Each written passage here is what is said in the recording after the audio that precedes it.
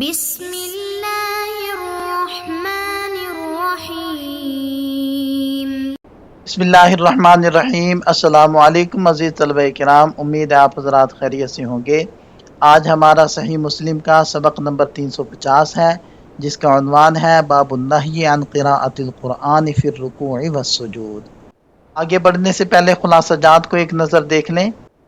وبه قال حدثنا يحيى بن أيوب قال حدثنا إسماعيل بن جعفر قال أخبرني سليمان بن سهيم عن إبراهيم بن عبد الله بن معبد بن عباس عن أبيه عن عبد الله بن عباس رضي الله عنهما قال كشف رسول الله صلى الله عليه وسلم الستر ورأسه معصوب في مرضه الذي مات فيه فقال اللهم هل بلغت 3 مرات إنه لم يبق من مبشرات النبوة إلا الرؤيا يراها العبد الصالح أو ترى له ثم ذکر بمثل حدیث سفیان۔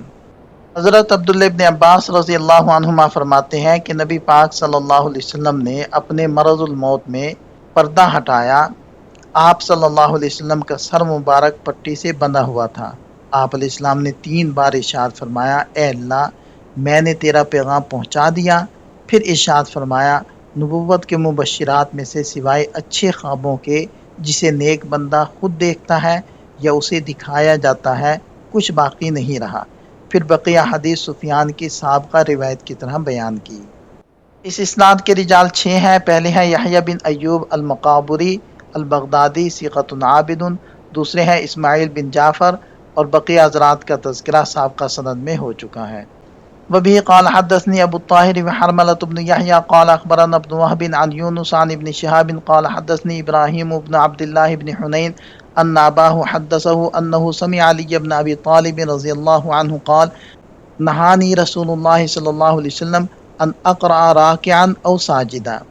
حضرت علی رضی اللہ عنہ فرماتے ہیں کہ نبی پاک صلی اللہ علیہ وسلم نے مجھے اس بات سے منع کیا کہ میں رکوع یا سجدے کی حالت میں قرآن کی تلاوت کروں۔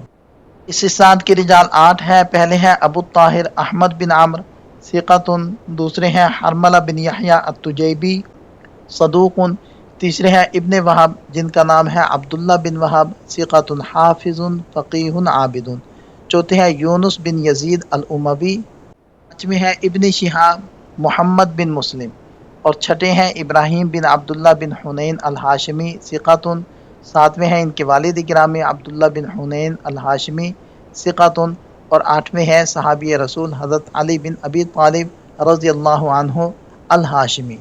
جہاں اس اسناد کے لطائف کو ذکر کیا جا رہا ہے، یہ امام مسلم رحمۃ اللہ علیہ کی سباعیات میں سے ہے، اور اس میں ابن شہاب سے مدنی راویوں کا تسلسل ہے، اور اس سند میں 3 تابعین ہیں جو ایک دوسرے سے روایت کر رہے ہیں، اور اس میں ابن اپنے والد صاحب سے روایت کر رہے ہیں، اور اس میں جو صحابی راوی ہیں حضرت علی بن ابی طالب رضی اللہ عنہ، ان کے بہت سارے مناقب ہیں، خلفائے راشدین 4 میں سے ایک ہیں، وہ 10 حضرات جن کو ایک ہی مجلس میں جنتی ہونے کی خوشخبری دی گئی، ان 10 میں سے ایک ہیں۔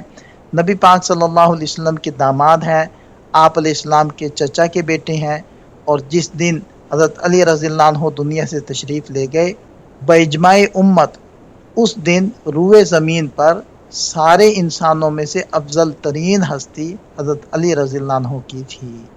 اس حدیث کو روایت کرنے میں امام مسلم رحمۃ اللہ علیہ متفرد ہیں، اور دیگر ائمہ حدیث نے بھی اپنی اپنی کتابوں کے اندر اس حدیث کو ذکر کیا ہے، جس کی تفصیل یہاں موجود ہے۔ وبه قال وحدثنا ابو قریب بن محمد بن العلاء قال حدثنا ابو اسامة عن الولید یعنی ابن کثیر قال حدثني ابراہیم بن عبد الله بن حنین عن ابی انه سمع علی بن ابی طالب رضی اللہ عنہ یقول نہانی رسول اللہ صلی اللہ علیہ وسلم عن قراءۃ القرآن وانا راکع او ساجد۔ ترجمہ واضح ہے، پہلے ہو چکا ہے۔ اس اسناد کے رجال 6 ہیں۔ پہلے ہیں ابو قریب محمد بن علا الحمدانی الکوفی ثقۃ حافظ، دوسرے ہیں ابو اسامہ حماد بن اسامہ، تیسرے ہیں الولید بن کثیر المخزومی، اور بقیہ حضرات کا تذکرہ اس سے پہلے ہو چکا ہے۔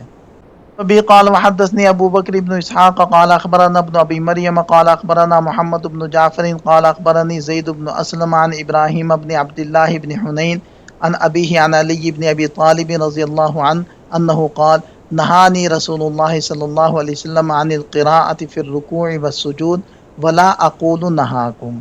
حضرت علی رضی اللہ عنہ اس روایت میں فرماتے ہیں کہ میں یہ نہیں کہتا کہ تمہیں منع کیا تھا، بلکہ میں صرف یہ کہتا ہوں کہ مجھے منع کیا تھا۔ اس اسناد کے رجال 7 ہیں۔ پہلے ہیں ابو بکر بن اسحاق جن کا نام ہے محمد بن اسحاق ثقۃ ثبت۔ دوسرے ہیں ابن ابی مریم جن کا نام ہے سعید بن الحکم، اور تیسرے ہیں محمد بن جعفر ابن ابی کثیر الانصاری ثقۃ۔ چوتھے ہیں زید بن اسلم العدوی، اور بقیہ حضرات کا تذکرہ اس سے پہلے ہو چکا ہے۔ حضرت علی رضی اللہ عنہ فرماتے ہیں کہ ولا اقول نہاکم، یعنی آپ صلی اللہ علیہ وسلم نے مجھے روکا ہے، صیغے کا تعلق میری ذات سے ہے۔ میں یہ نہیں کہہ سکتا کہ آپ صلی اللہ علیہ وسلم نے تم لوگوں کو روکا ہے۔ علامہ نووی رحمہ اللہ فرماتے ہیں کہ حضرت علی رضی اللہ عنہ کا مقصد یہ ہے کہ میں نے آپ صلی اللہ علیہ وسلم سے جو لفظ سنا ہے اس میں صرف مجھے خطاب ہے، میں اس کو نقل کر رہا ہوں۔ اگرچہ یہ حکم عام انسانوں کے لیے بھی ہے، لیکن انہاکم کے الفاظ کو میں نقل نہیں کروں گا۔ قاضی اعظم رحمہ اللہ فرماتے ہیں کہ اس سے وہ لوگ استدلال کر سکتے ہیں جو عموم خطاب کے قائل نہیں بلکہ خصوص لفظ کی وجہ سے حکم کو خاص کرتے ہیں۔ بعض اہل اصول اسی کے قائل ہیں، لیکن دیگر علماء عموم خطاب کے قائل ہیں، خصوص الفاظ کے قائل نہیں ہیں، کیونکہ قرآن و حدیث کے الفاظ سے عموم خطاب ہی مراد لیا جاتا رہا ہے، گویا یہ اجماعی مسئلہ ہے۔ اس کے لیے یہ اصطلاحی لفظ ہے العبرۃ لعموم الالفاظ لا لخصوص المعنی۔ ابی قال وحدثنا زہیر بن حرب واسحاق قال اخبرنا ابو عامر العقدی قال حدثنا داود بن قیس قال حدثني ابراہیم بن عبد اللہ بن حنین عن ابیہ عن ابن عباس رضی اللہ عنہما عن علی رضی اللہ عنہ قال نہانی حبی صلی اللہ علیہ وسلم ان اقرا راکعا او ساجدا۔ اس روایت میں حضرت علی رضی اللہ عنہ فرماتے ہیں کہ مجھے میرے محبوب صلی اللہ علیہ وسلم نے اس بات سے منع کیا کہ میں رکوع یا سجدے کی حالت میں قرآن کریم کی تلاوت کروں۔ اس اسناد کے رجال 8 ہیں۔ پہلے ہیں زہیر بن حرب، دوسرے ہیں اسحاق بن ابراہیم بن مخلد جو ابن راہوے کے نام سے معروف ہیں ثقۃ ثبت۔ تیسرے ہیں ابو عامر العقدی ثقۃ۔ چوتھے ہیں داؤد بن قیس الفراء ثقۃ فاضل۔ بقیہ حضرات کا تذکرہ اس سے پہلے ہو چکا ہے۔